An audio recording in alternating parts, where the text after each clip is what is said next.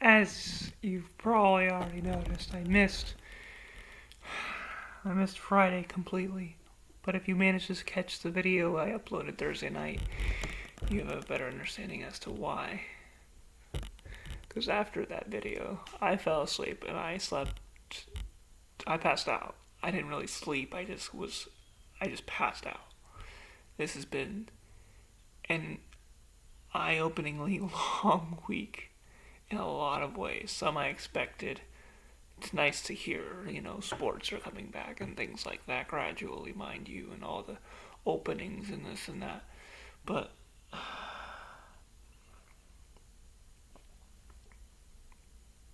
it's been countered pretty effectively, mind you, by what's been happening, what's just growing. And the funniest thing is people think this is new, or they're treating it like it's isolated, like this anger has and this friction and this turmoil hasn't been there before. I am amazed at myself and at those around me, because I'm just like, wow, it seems like, you know, I know, like, I can go so far back in my memory bank, and it's amazing how much farther back a lot of this can be traced to. Um, and I've been trying to read more just in general,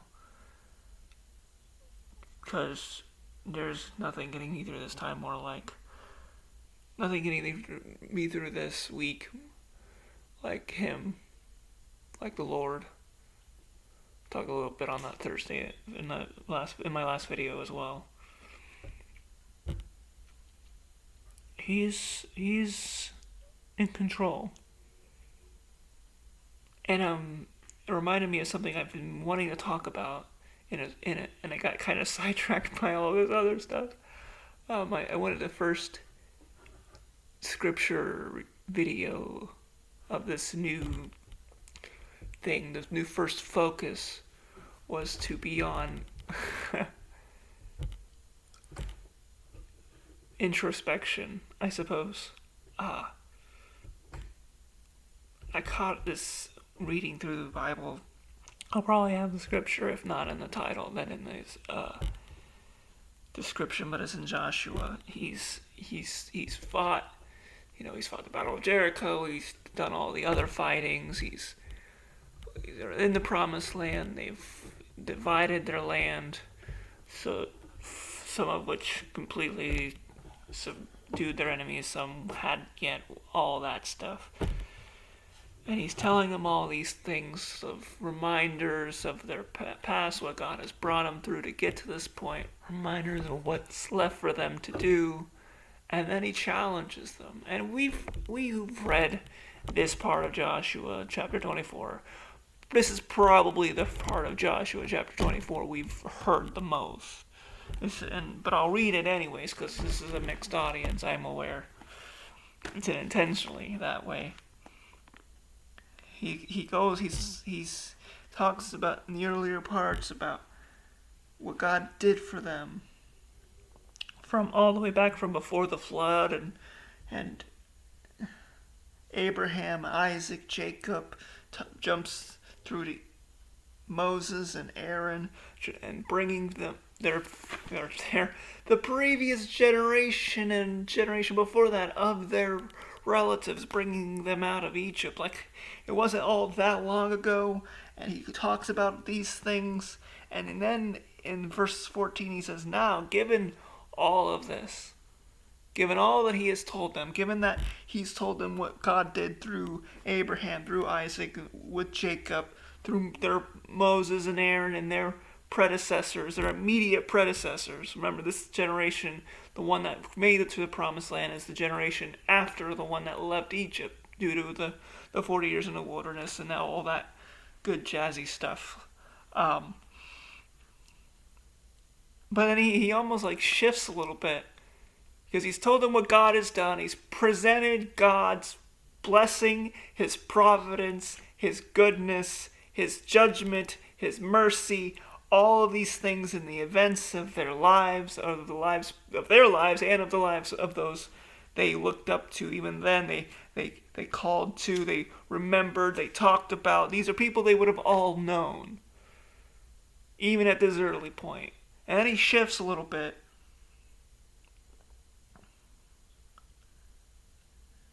Let's go back to verse 13. And I have given you a land for which ye did not labor, and cities which ye built not, and you dwell in them. Of the vineyards and olive yards which ye planted, and not do ye eat. Like he's saying about how the promised land, even though there were enemies to fight and battles to win, there were so many things there that they did not work for. They left their parents and grandparents and 400 years or so, hundreds of years of people before them had worked for nothing, essentially. They leave, they're in the wilderness. God provides manna, God provides meat, God provides water. They come into the promised land and their lands are overflowing with milk and honey. And now Joshua turns and says, now therefore, verse 14, fear the Lord and serve him in sincerity and in truth, which goes to show that you can do one without the other. And put away the gods which your fathers served on the other side of the flood and in Egypt, and serve ye the Lord. And if it seem evil unto you, he's reminding them that this is their option. All of the things that he has laid out before them, including the things that they themselves have lived through and had heard of and watched as they were growing up. He's saying, even given all that, if any of you find it evil to serve the Lord, then choose today. Because this is his farewell speech. In a handful of verses after this, Joshua's gone. He passes away. He goes home to be with the Lord. He's gone. So he's saying, here's your opportunity. I'm presenting before the entire people group here. Choose to stay to serve the Lord in sincerity and in truth. And if you find it evil, even given all of that, then choose this day whom you will serve. He presents them the options before them, whether they be gods which your fathers served that were on the other side of the flood, or the gods of the Amorites, in whose land ye dwell. But as for me and my house, we will serve the Lord. And that's the part that's constantly talked about. And it's important. I'm not denying that, but we're not talking about that this time. We're not focusing on that. Because in order for this to be focused on the introspective parts, he's presenting before them, they lost their entire generation, save two whole people who left Egypt, made it to the promised land. Out of millions of people, two of them, Joshua being one. And so he's speaking from what he knows and has experienced and what he has seen, and he has shown them before them all of these things, and he's saying, now you choose. Now you get to decide what you will do. Choose this day who you will serve. If you decide that it is not wise, that it is not good, that it is not well to serve the Lord. I mean, he says, if it seems evil unto you to serve the Lord, seems unbecoming to serve the Lord, then choose.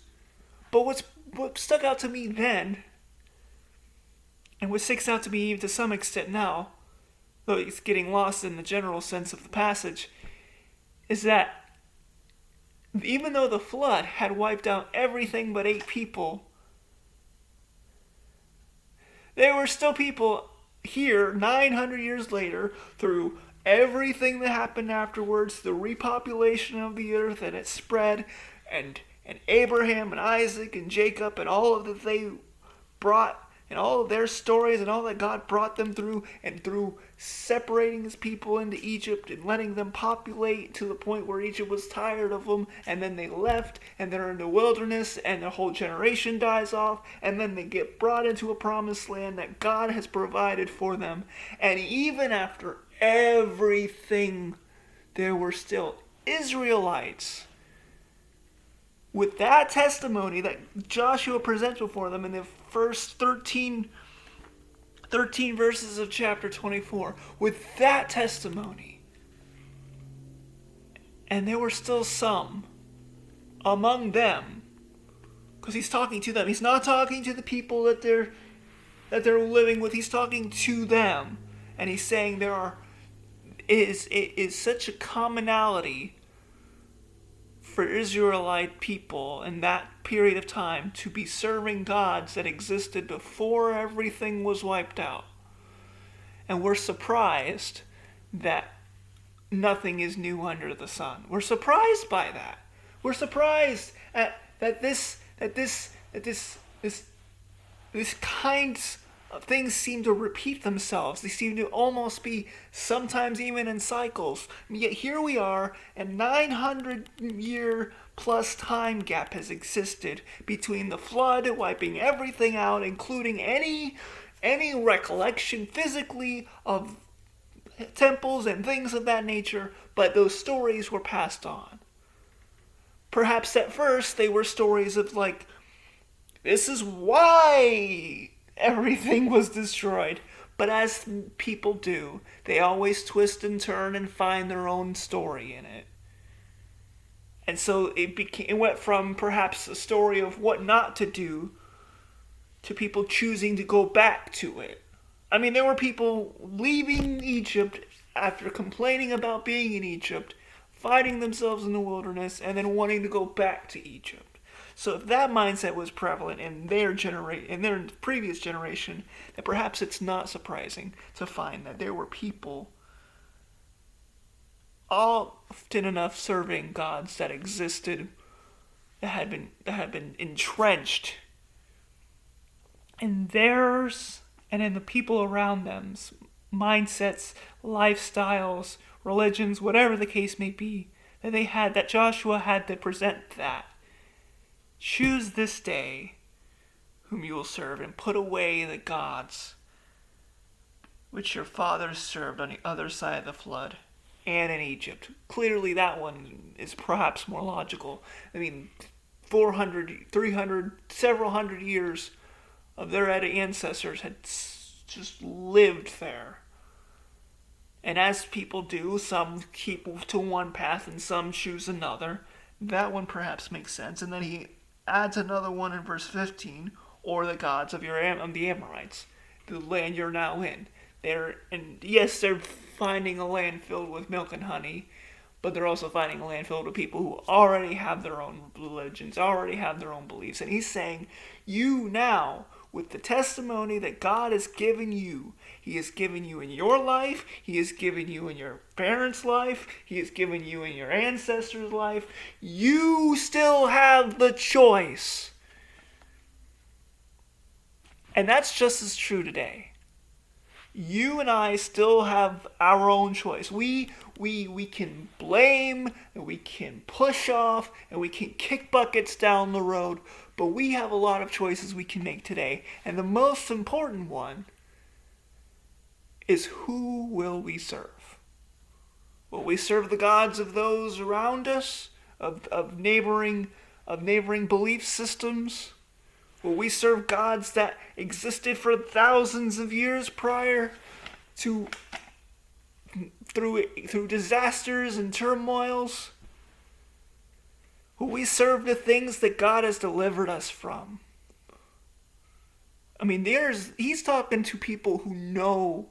There had to be some in there who knew, or he wouldn't present such a deep, profound, and yet completely simple truth. It's a choice. Choose this day who you will serve. We make it so hard. We really do. We overcomplicate everything. And when we overcomplicate things, we get the conversations we're having these days. Ultimately, you still get to choose. You can find Him, believe in Him, be saved by Him, and still you have to choose every day who will you serve? You can choose to go your own way, attached to something else or someone else or an enterprise or an organizational thing or whatever, and stray farther and further from God. Or you can choose to serve Him. They promised that they will. The verses between here and Joshua's passing are about how they make a covenant that they are their own witnesses that they won't turn away. And then Joshua dies, and that's exactly what most of them do. How do I know this? Read the book of Judges sometime. Some of those things in there make some of the things we're dealing with that we hear about in our lives. We think some of the things in our lives are our day-to-day stuff, just a day-to-day living, and we read Judges and we're like, is this stuff that actually happened? Yes. They immediately reject Him. And that does become a cycle. In fact, Judges is known, among other things, as a book of cycles. They fall away, they get punished, they seek the Lord, they get redeemed, they fall away, they get punished, and it just keeps going throughout the entire book, all the way to the end of it, for hundreds of years. They had a choice, and they didn't keep it, because it's a daily thing, and it's a personal thing. You get to choose what you do with your days. You get to choose what you do with your time. You get to choose what you follow, what you spend your time with, where you spend your money on. And ultimately, you get to choose this day and any day. Who will you serve? Who will I serve? Who will we serve? What will we follow after? What will we occupy ourselves with? Choose this day who you will serve. Keep fighting. Say their names. And know that you're not alone. And God is in control.